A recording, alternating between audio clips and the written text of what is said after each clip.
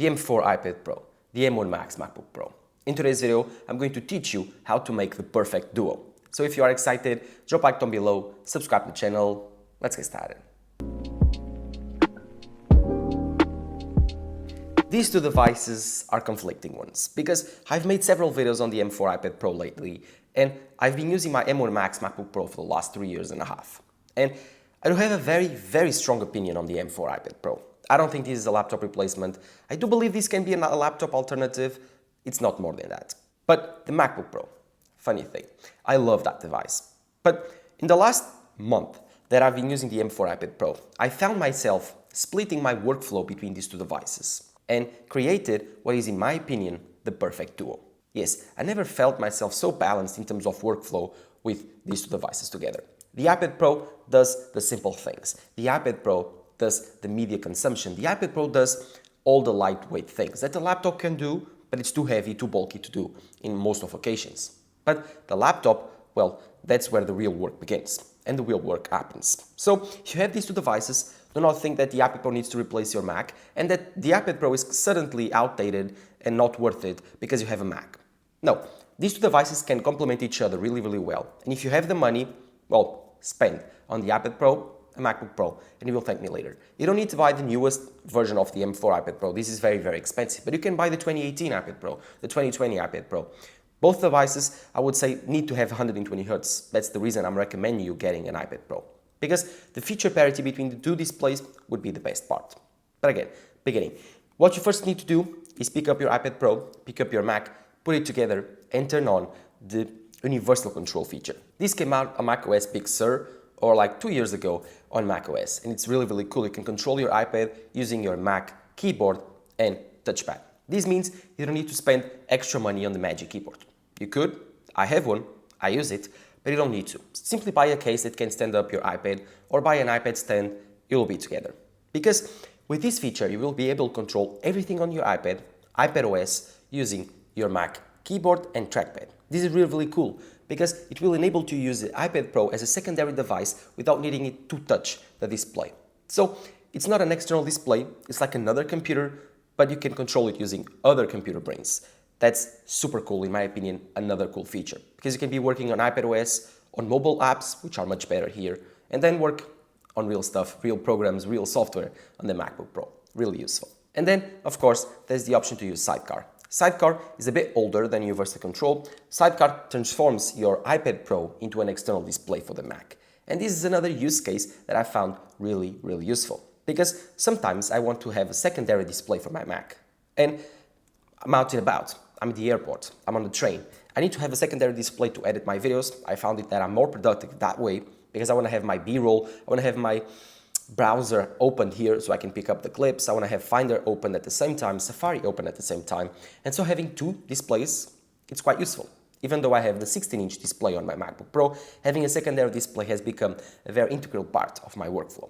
And this does it so well. This is an OLED display, guys. OLED display. Imagine having this thin of a secondary external display for your Mac that has an OLED display. An even better display than the MacBook Pro. No, these iPad Pro cannot have Sidecar opened with 120 Hz. And that's a bummer. I would like Apple to introduce that on the new software update. Because, no, it will be 1080p 60 Hz. But it's OLED 60 Hz. And it's OLED 1080p. So the colors will still pop, the blacks will still pop. And this is the perfect use case for the iPad Pro as a secondary device for your Mac. So the better the screen of the iPad Pro, the better of the experience of universal control and Sidecar will be. So these two features already make the iPad Pro and the Mac the perfect duo, because they can work together so well. That's the advantage of the Apple ecosystem. Having two devices that are expensive, they are different, they do different things. But once they connect, once they talk to each other, they become so much more. The iPad Pro makes the Mac better, and the Mac makes the iPad Pro useful. So here's the thing. If you have a MacBook Pro currently and you want to buy an iPad, should you buy the most expensive one? No. You don't need to. Although OLED display, although the very thin design and the new hardware are pretty cool, I would say there's no reason to upgrade for the iPad Pro. I would say that you should buy a refurbished 2020, 2021, even the M2 generation from 2022. You will be just fine. They have mini LED displays, the same display present on the M1 Max M2 Max, M3 Max MacBook Pros. And yeah, buy a stand, buy a case that can prop this iPad up, you will be just fine. And then of course, buy a really good USB-C cable. So sometimes you need to charge your iPad on your Mac. Also a pretty cool advantage of this system, you just connect USB-C cable here to your Mac, you will be just set. And then there's the final and really cool integration of the iPad Pro on the Mac ecosystem. And that's the Apple Pencil. The Apple Pencil is a super cool feature exclusive for the iPad. But having this combo, having the Apple Pencil, the iPad Pro, and the MacBook Pro combo, you can finally use your Apple Pencil on the MacBook Pro. Again, you can take anything, any note, sign any document on the iPad Pro, and simply using universal control, drag it up for the Mac. It works just like that. It's so cool. It's one of the best features of the Apple Pencil, the iPad Pro, and the Mac. I also love to take notes on my iPad Pro, review them on the MacBook Pro while I make new notes on the iPad Pro. This is super useful to study for university.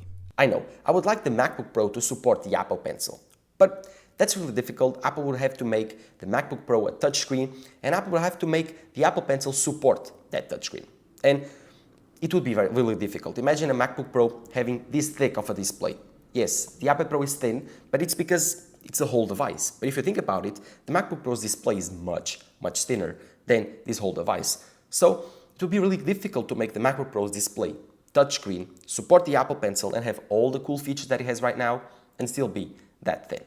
But the question mark is now, if you can use your iPad Pro with the Mac, the Apple Pencil, universal control, and Sidecar, should you spend the required $3,000 to do so, or should you simply buy an external display at home and then, well, suffer a bit and just use the Mac whenever you need to? Well, here's the thing. You can find 2018 iPad Pros for really cheap, and I don't think they are currently a good option to buy as an iPad Pro. But if you want a secondary display for your Mac, and you want a secondary display to watch movies for out and about, then that device, that would be a good option. Because yes, it's not the most powerful iPad Pro. It might even be supported by the newest generation of iPadOS in the future, but currently, just like it is right now, you can have Sidecar, you can use universal control, all the features are available. It's still an LCD display, but it's P3 color gamut, so the colors are still really accurate, and they can do all of the things that this iPad Pro can on Sidecar, universal control, and with the Apple Pencil. So that iPad Pro does almost the same things that this M4 iPad Pro does on the secondary role that this device takes in this ecosystem of work. But overall, I would say that I'm enjoying a lot having the M4 iPad Pro as a secondary device for my MacBook Pro. Because my MacBook Pro is simply my baby, is simply my workflow device, my beast of a device. And that will never change. I love macOS, I love working on Final Cut Pro, even DaVinci Resolve works so well on the MacBook Pro. It's now also available on the iPad Pro, so you can be working on the MacBook Pro on DaVinci Resolve on the go, and then you want to decide, I want to go into the mountains, shoot some things. And then you take your iPad Pro in the backpack, this very thin device, very portable, you just pull it up, put USB-C cable here, transfer the footage on the spot, and edit or color grade a bit on DaVinci Resolve here, and it will be all set by the cloud to your MacBook Pro. This is super useful. Again, this device alone is not powerful enough to be a professional device, in my opinion, in terms of video editing, photo editing. But if you pair it together with the MacBook Pro, it becomes so much more. Not just the iPad Pro, but the MacBook Pro also. These two devices, when connected together, they transform themselves. They create something different, something so much better. And that's why I will still rock this duo. The iPad Pro, the MacBook Pro. Those are my favorite two devices to work together. They complement themselves so well, almost better than my iPhone and my Apple Watch. So yes, maybe that's the reason that Apple makes the iPad Pro. Maybe that's the path that they want to take the iPad Pro into. I don't know. This is like the Robin to my Batman. This is super cool. And yes, I'm so grateful that I can have both. But if you can't, that's okay.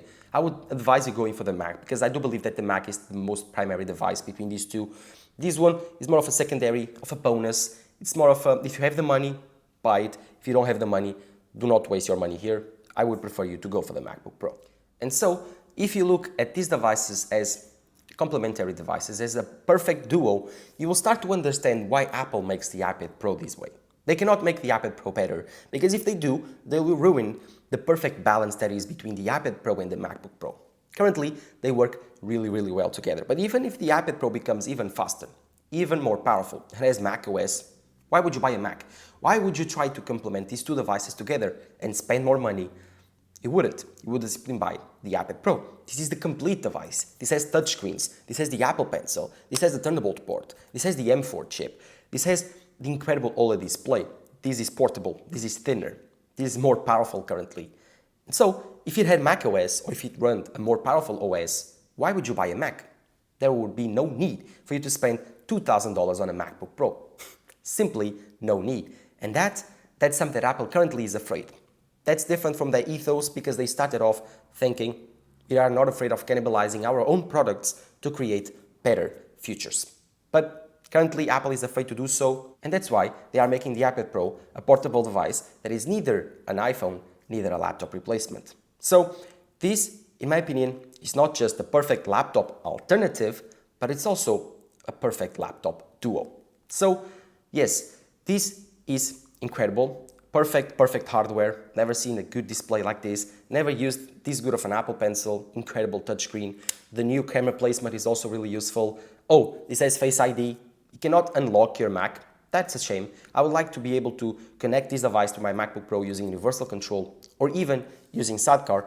And then instead of unlocking my MacBook Pro using my Touch ID, I would like to unlock my MacBook Pro using this Face ID. Whenever I connect this iPad Pro to my MacBook Pro, I should be able to connect and interchange these two hardwares. So if I want to use macOS on the iPad Pro wirelessly, I should be able to. I can, but it's kind of janky. I need to use my MacBook Pro to control everything. I would like to change the brains from my MacBook Pro to my iPad Pro, and well, that would be able to be connected, but I would like to control that wirelessly on the cloud. So imagine, currently you can use iPhone mirroring. That's pretty cool. I would like to be able to control my Mac using my iPad Pro. So I'm out and about and I want to use macOS and access my Mac at home. Imagine a desktop MacBook or even a desktop Mac Mini. I want to access that just like, I don't know, using a VPN or a virtual machine. And I connect the iPad Pro and I enter my macOS. I open my file system, everything on the network, everything on the cloud, really easy using iCloud. That would be a pretty cool next step to take on this integration between these two devices. But let me know in the comments down below. Do you have an iPad? Do you have a Mac? And can you combine them together in a way that works pretty well? Me, I do. Again, don't forget, universal control, Sidecar, and the Apple Pencil. These three features can work together really well between these two devices and make them even better. Thank you guys for watching. Drop a like down below, subscribe to the channel. This has been Tech Summer talking to you here. Bye-bye.